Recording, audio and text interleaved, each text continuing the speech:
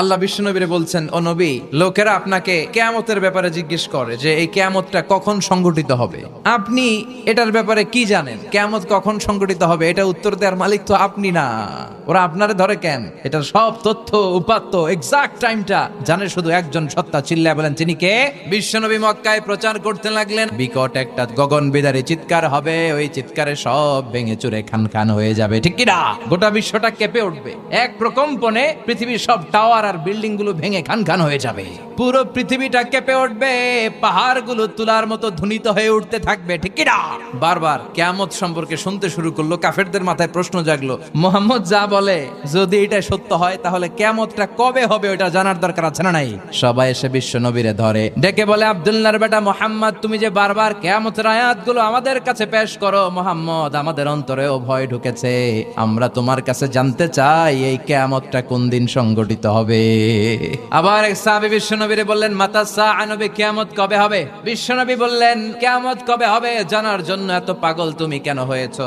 তুমি কিয়ামতের জন্য কি সংগ্রহ করেছো? সাহাবী কয়, ও নবী, কিয়ামতের জন্য আমি কোন ধরনের পাথেয় জোগাড় করতে পারি নাই, একটা জিনিস ছাড়া। বিশ্বনবী বললেন, সেটা কি? সাহাবী বললেন, আমি শুধু আমার আল্লাহরে আর রাসূলরে ভালোবাসি। বিশ্বনবী বললেন, তাহলে তো ভালো জিনিসই কামাইছো, তুমি যাদেরকে দুনিয়াতে ভালোবাসো কিয়ামতের পরে তাদের সাথেই থাকবা। আল্লাহ ছাড়া কিয়ামতের জ্ঞান কারো কাছে নাই, কেউ জানে না, বিশ্বনবী নিজেও জানেন না। তবে হ্যাঁ, বিশ্বনবী কিয়ামতের কিছু সিম্পটম বর্ণনা করেছেন। কিয়ামতের আলামত দুই ভাগে বিভক্ত, একটা হচ্ছে ছোট আলামত আর একটা বড় আলামত। বড় আলামত মোট 10টা, আল্লাহর মেহেরবানি এই 10টার একটাও বর্তমান বিশ্বে দেখা যায়নি, আলহামদুলিল্লাহ কোন। কিন্তু ছোট আলামত তার বেশিরভাগই আমাদের সমাজে দেখা গিয়েছে।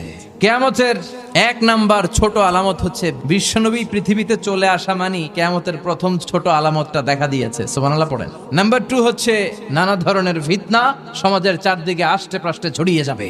কই যাবেন? ফিতনা থেকে বাঁচার কোনো উপায় নাই, আলেম ওলামাদেরকে অনুসরণ করবেন, এক এক আলেম এক এক কথা কয়। রফিকুল্লাহ আফসারি ভাই নাম শুনছেন? উনি একটা বই লিখছে, নানা আলেম নানা মতে, পাবলিক যাবে কোন পথে? এক কোরআন, এক ইসলাম, এক নবী, এক আমাদের রব। তারপরে গুতাগুতি আছে না নাই? কেউ কাউরে দেখতে পারে না, কেউ কাউরে সহ্য করতে পারে না, খালি ফতুয়াবাজি, তুই কাফের, তুই মুশরিক, তুই মুনাফিক, তোর পীর সাহেব কাফের, তোর 14 গোষ্ঠী কাফের। তোর কাফের পীর সাহেব মারা গেলে যেখানে কবর দেয়া হবে, ওই কবরের উপরে যে ঘাস উঠবে, ওই ঘাস যে গরু খাবে, ওই গরুর দুধ যে খাবে, ওইটাও কাফের। এই যে ফতুয়াবাজি, কেউ কাউরে সহ্য করতে পারে না। আমি ভালো সব কালো, এরকম মানসিকতা আছে না নাই?